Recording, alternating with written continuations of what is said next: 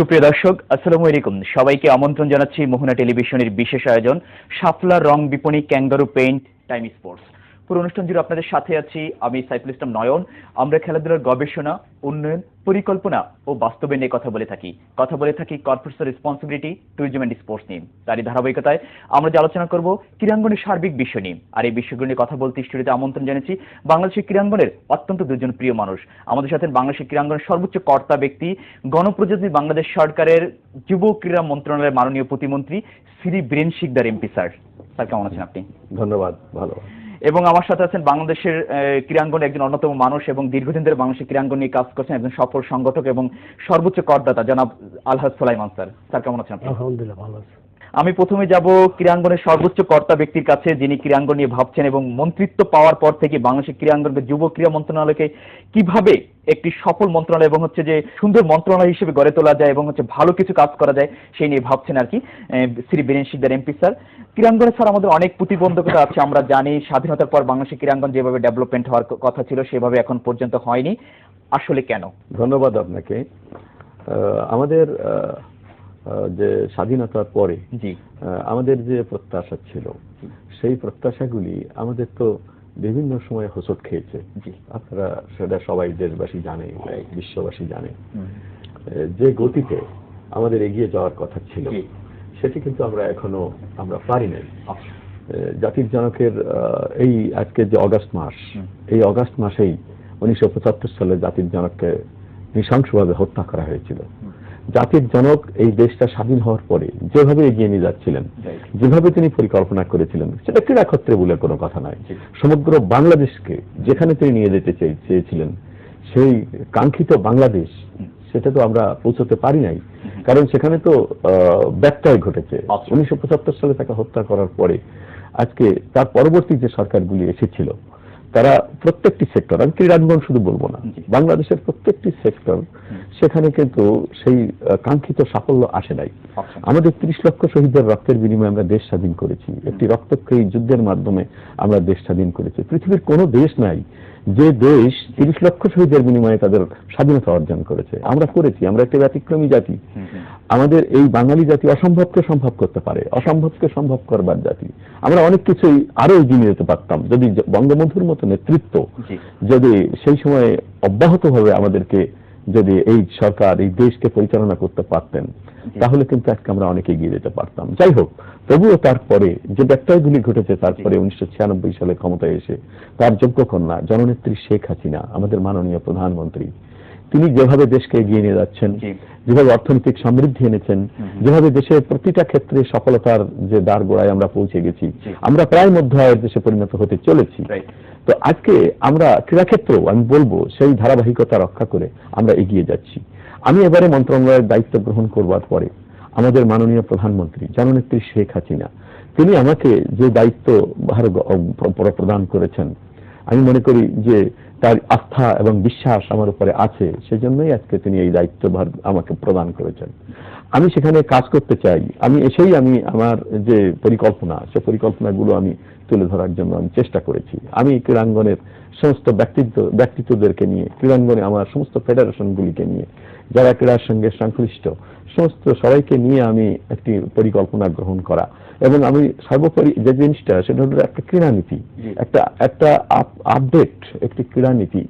পৃথিবীর সমস্ত দেশ আজকে এগিয়ে যাচ্ছে, টেকনোলজির দিক থেকে এগিয়ে যাচ্ছে, সমস্ত দিক থেকে এগিয়ে যাচ্ছে। আমরা কিন্তু সেই দিক থেকে ক্রীড়া গবেষণা এটা প্রয়োজন। আজকে আমাদের কিন্তু আমাদের যে ইনস্টিটিউট দরকার, যে ইনস্টিটিউট স্পোর্টস যে গবেষণার জন্য, স্পোর্টস সায়েন্স, এটার জন্য কিন্তু আমাদের দরকার। স্পোর্টস সায়েন্স নিয়ে আমরা কোনো কাজ করছি না। আমি অতি সম্প্রতি কমনওয়েলথ ঘুরে এলাম। কমনওয়েলথ গেমসে যে সেখানে আমি আমাদের যে সমস্ত কম্পিটিটর সেখানে আসছে, যে সমস্ত দেশগুলি আসছে, সেখানে কমনওয়েলথ ভুক্ত দেশগুলো প্রায় 73টি দেশ সেখানে অংশগ্রহণ করেছে। আমরা 73টা যে আপনার ইভেন্টে তারা প্রতিযোগিতা করছে। আমি তাদের যে স্কিল, তাদের যে যোগ্যতা এবং তাদের যে সাপোর্টটা সেটা আমি দেখেছি, সেই তুলনায় আমরা সেখানে যেতে চাই। আমাদের অনেকগুলি ত্রুটি আমাদের রয়ে গেছে, সেই ত্রুটিগুলোকে আমাদেরকে পাশে ফেলে আমাদেরকে এগিয়ে যেতে হবে। আমি ত্রুটির কথা শুনবো। আমি একজন অর্গানাইজারের কাছে যাচ্ছি যে স্যার বলছে অনেকগুলো ত্রুটি আছে, আপনারা বিভিন্ন সময় আমাদের মিডিয়াতে এসে বলেছেন যে ক্রীড়াঙ্গনে অনেক ত্রুটি আছে। কি কি প্রতিবন্ধকতা আছে বলে আপনি মনে করছেন? দীর্ঘদিন ধরে বাংলাদেশের ক্রীড়াঙ্গন নিয়ে কাজ করছেন। আমি প্রথমে আপনাকে ধন্যবাদ জানাবো এই জন্য যে আমাকে আবার সুযোগ দিয়েছেন এখানে। আমার আরেকটা ধন্যবাদ জানাবো এই জন্য যে মাননীয় মন্ত্রী মহোদয়ের সাথে যে আমাকে একসাথে টকশো করার জন্য আমাদের নিমন্ত্রণ জানিয়েছে, এর জন্য মন্ত্রী মহোদয়কে আমি ধন্যবাদ জানাবো। তোমার অ্যাকচুয়ালি যে ব্যাপারটা, এটা কঠিন ব্যাপার, কারণ বিগত 43 বছরে আমরা যে আমাদের যে অর্জন করার কথা ছিল সেটা কিন্তু আমরা করতে পারি নাই। মন্ত্রী মহোদয় সব বলেছেন যে বঙ্গবন্ধু চেষ্টা করেছেন, প্রধানমন্ত্রী যথেষ্ট চেষ্টা করতেছেন। যেমন আপনি দেখছেন গত কালকে না পরশুই আমাদের ক্রিকেটার যে বিয়ে করছে প্রধানমন্ত্রীকে দাওয়াত দিতে গিয়েছিলেন এবং সে বুকে জড়িয়ে ধরছেন। তো ঠিক সে চেষ্টা করতেছে অনেক ভালোবাসা থেকে, কিন্তু এটা সে একজনকে যে বুকে দিচ্ছে তা না, এটা অর্থ হলো যে পুরো ক্রীড়াঙ্গনকে সে বুকে নিয়ে দিচ্ছে এবং সে যথেষ্ট চেষ্টা করতেছে যে ক্রীড়াঙ্গন কিছু করা যায় কিনা। কিন্তু এক শ্রেণীর লোক আছে যাদের কোনো কাজকর্ম নেই, তারা করে কি ওই ক্রীড়াঙ্গনে মন্ত্রণালয় এবং এনএসসিতে শুধু ঘোরাঘুরি করে, ভলান্টিয়ার ঘোরাঘুরি করে, তারা ওখানে কিছু 2 পয়সা কামাইতে পারে কিনা। এবং যখনই ইলেকশন আসে তারা এটা খুব তৎপর হয়ে যায়। যেমন ডিস্ট্রিক্ট ফোরাম আছে, কর্মকর্তারা আছে, তারা একটা কমিটি করে দেয় এবং তার ওই কমিটির উপরেই কি করে একটা ফেডারেশন তৈরি হয়, একটা ফেডারেশন এই হয়, মানে ইলেকশনে আসে।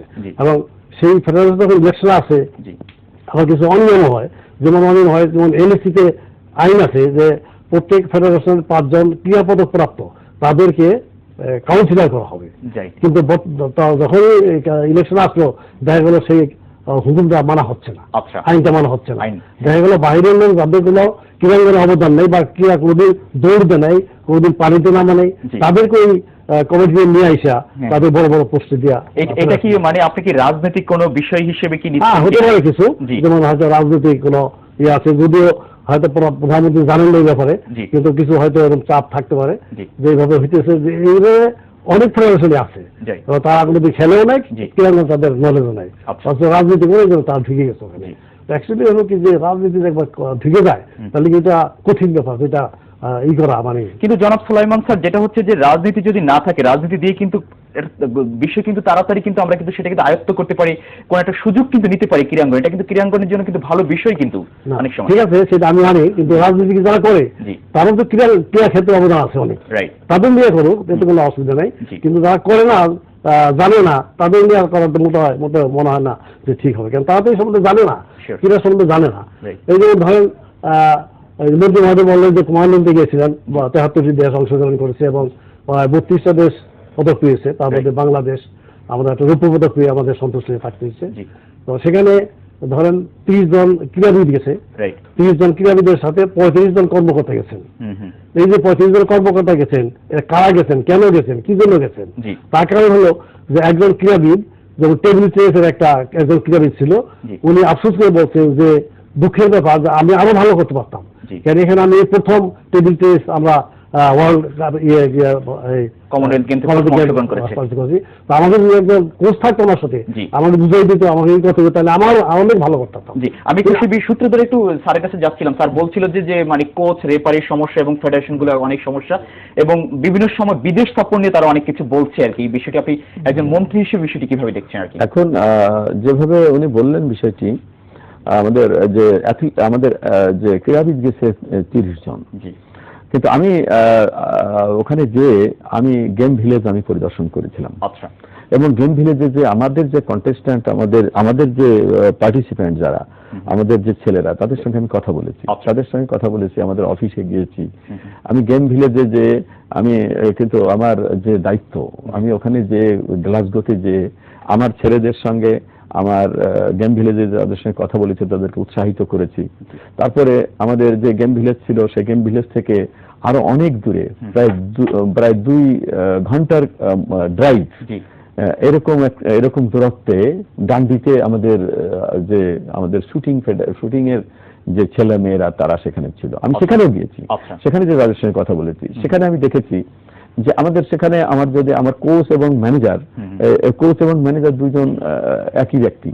তো এখানে আমাদের আরেকজন ম্যানেজার থাকতো, কোচ যদি ম্যানেজারের দায়িত্ব পালন করতে হয় তাহলে সেখানে কিন্তু সেটা সঠিকভাবে সে পালন করতে পারে না। কোচ তার কোচিং এর জন্য ব্যস্ত থাকা দরকার। কিন্তু এটা আমাদের ছিল, আমাদের ত্রুটি ছিল। কিন্তু আমি যেটা বলতে চাই, যেটা অন্যান্য দেশে যেরকম গেছে, যেরকম ভারতের গেছে প্রায় 500-র বেশি লোক, 500-র বেশি পার্টিসিপেন্ট তাদের গেছে, সাহায্য করার জন্য তার দরকার আছে। আমাদের যদি ওই যারা অংশগ্রহণ করছে ক্রীড়াবিদ, তাদের সংখ্যা যদি বেশি হতো তাহলে কিন্তু আমার যদি ক্রীড়াবিদের সংখ্যা যদি আমার 10 জন হয় তাহলে কিন্তু আমার যে সাপোর্ট দেওয়ার জন্য যারা, সেটা কিন্তু আমার পুরোই লাগছে। তো সেই জন্য এইভাবে বিশ্লেষণ করাটা ঠিক হবে না, কারণ আমাদের যে কর্মকর্তাবৃন্দ যারা গেছেন তারা দায়িত্ব নিয়ে সেখানে গেছেন, অবশ্যই দায়িত্ব ব্যক্তি রেখে কেউ সেখানে যায়নি। এবং আমার যদি ক্রীড়াবিদ এবং আমাদের যদি আমরা 10টা যে আমাদের দশটা ডিসিপ্লিনই আমার ছেলে মেয়েরা গেছে, 10টা ডিসিপ্লিনের বাইরে যদি আমার 20টা ডিসিপ্লিনে যদি আমার ছেলে মেয়েরা দিত তাহলে তো আমার ওই ইয়েটা ঠিকই ছিল। কিন্তু আমার ক্রীড়াবিদ যদি সেখানে কম হয়, কিন্তু আমার তো যারা এইটা ম্যানেজমেন্ট করবে সেটা আমি কমাতে পারবো না। তো সেক্ষেত্রে আমার মনে হয় এই সমালোচনাটা আসা, এটা আমার মনে হয় সঠিক নয়। তো আমি মনে করি যে আমাদের যেটা হয়েছে, আমাদের আরো এখান থেকে এগিয়ে যেতে হবে। আমাদের সব ক্ষেত্রেই আবার একটু বেশি সমালোচনার সম্মুখীন আমরা হই। আমরা জাতি হিসাবে আমরা সমালোচনার সম্মুখীন আমরা সবসময় আমরা হয়ে থাকি। সমালোচনাটা একটু চিন্তা ভাবনা করে, একটু যদি সেখানে মাথা খাটিয়ে যদি সমালোচনাটা করা হয় তাহলে ভালো হয়। আমরা এই সমালোচনার কথা আরো শুনবো, একটা ছোট বিরতিতে যাব। সুপ্রিয় দর্শক, আমরা যাব ক্যাঙ্গারু পেইন্ট টাইম স্পোর্টসের ছোট্ট একটা বিরতিতে। আশা করছি আমাদের সাথেই থাকবেন। অত্যন্ত দুজন প্রিয় মানুষ আমাদের সাথে আছেন।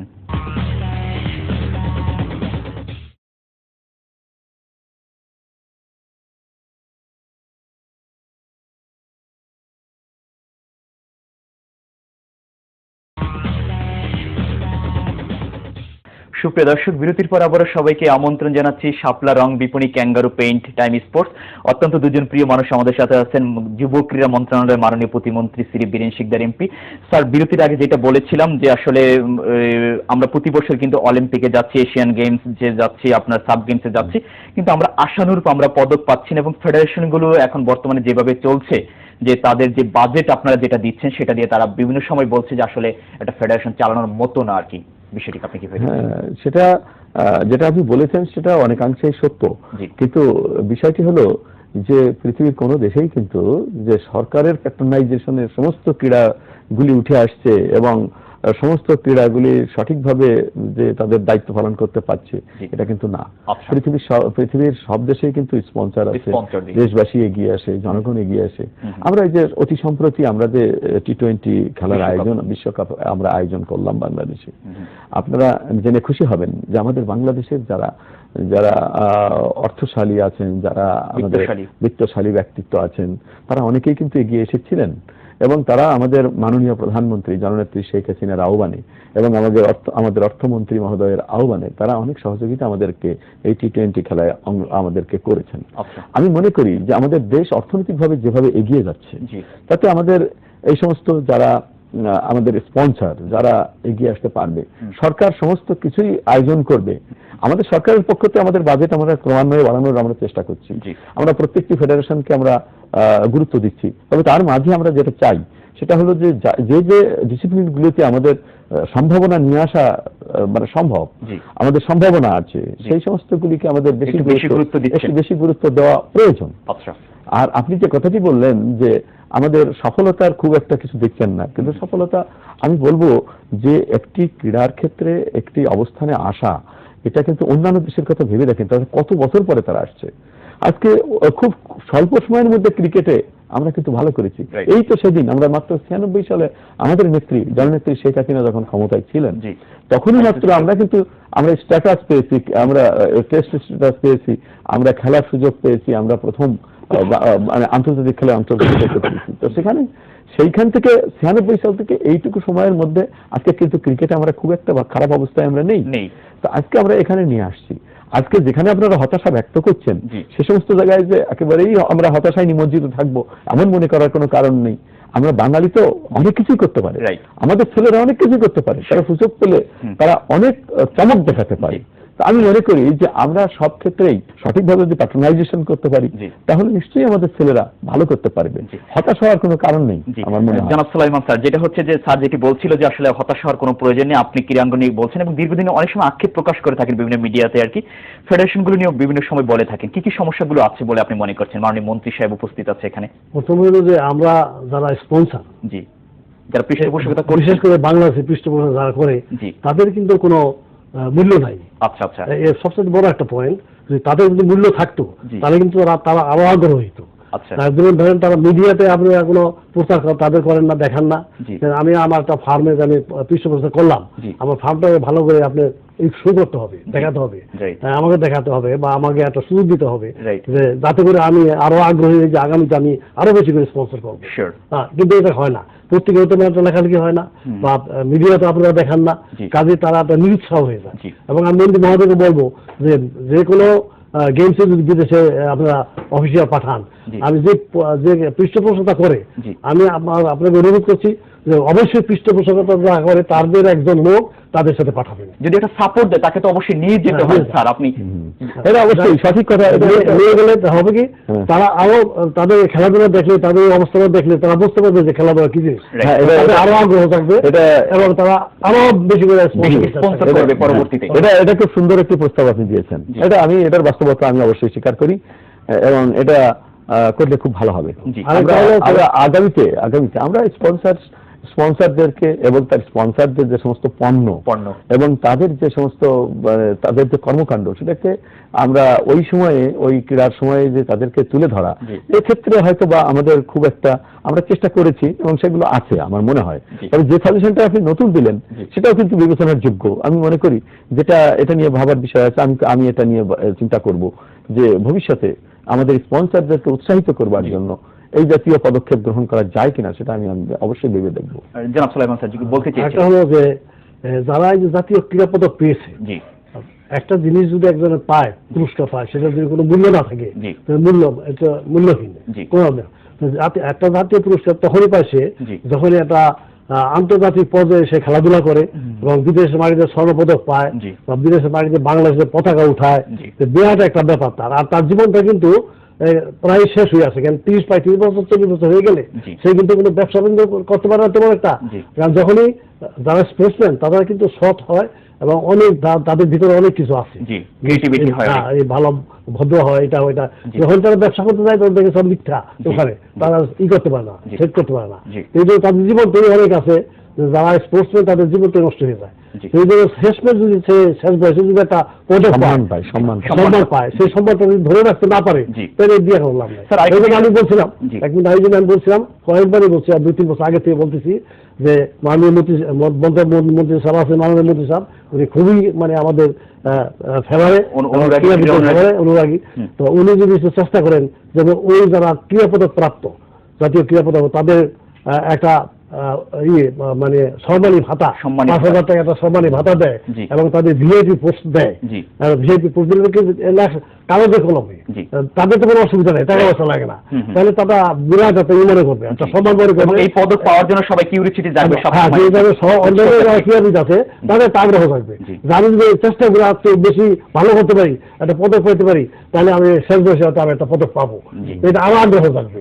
এবং আরেকটা হলো যে মাননীয় মন্ত্রী বর্তমানে মন্ত্রী হয়েই কিন্তু একটা সম্মেলন করেছিলেন সবাইকে নিয়ে, আমাদের তাদের নিজের সমস্যার কথা বলছেন, নিজেদের সমস্যার কথা বলছেন, কিন্তু কোনো ক্রীড়াবিদের সমস্যার কথা কিন্তু তারা কেউ বলে নাই।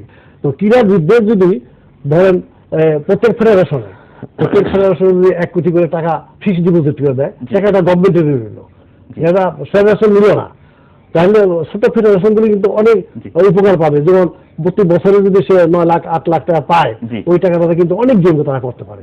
তো এটা আমি আগে অনেক প্রস্তাব দিয়েছিলাম, হবে যারা আজ 3 বছর যাওয়া হচ্ছে না, তার মানে 3 বছরে অনুরোধ করবো যে আপনি আসেন এবং আমরা আশা করি যে আপনি এটা যদি করেন তাহলে আমরা আপনাদের চিরদিন মনে রাখবো। মাননীয় মন্ত্রী, আপনি যদি বিষয়টি একটু বলেন যদি আমাদের। এটা উনি যে কথাগুলি বলেছেন এগুলো সত্যিকার অর্থে এটা সুন্দর একটা মানে সাজেশন এগুলি।